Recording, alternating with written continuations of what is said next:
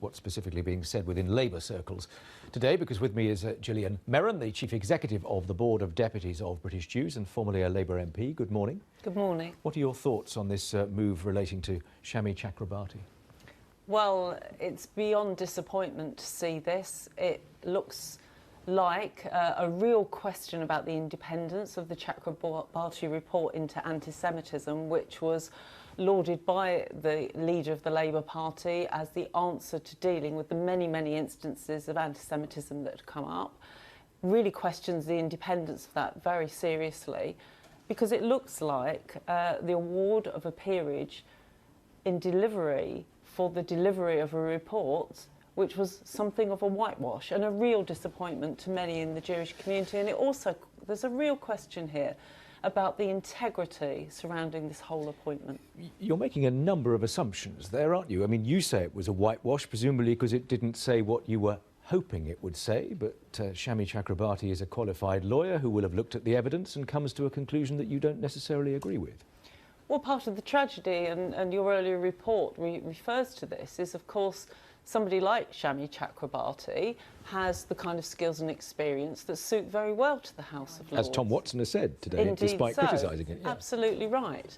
However, one has to question why there was such defence of the Labour leadership following the publication of the report.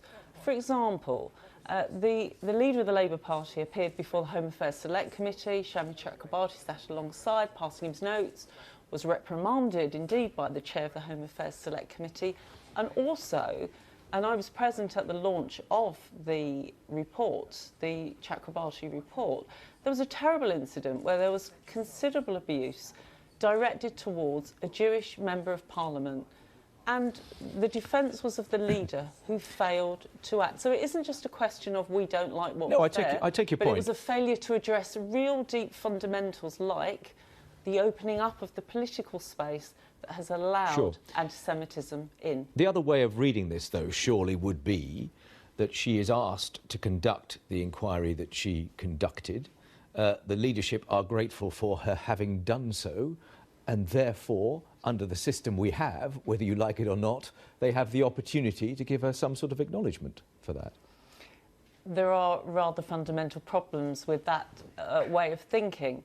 The thing is that this report was set up by the leader of the Labour Party saying this will address the problem of anti-Semitism in the Labour Party. And you don't think it has? Not at all. It has not. It had some good points indeed, which we acknowledge, but it absolutely failed, in particular, on the fact that there are those in the Labour leadership who have given space to the views and kept company with those who are terrorists. And that has opened up a space for anti-Semitism to be in the Labour Party where it has absolutely no place. So this peerage looks to us as a reward for a report where the independence is severely questionable.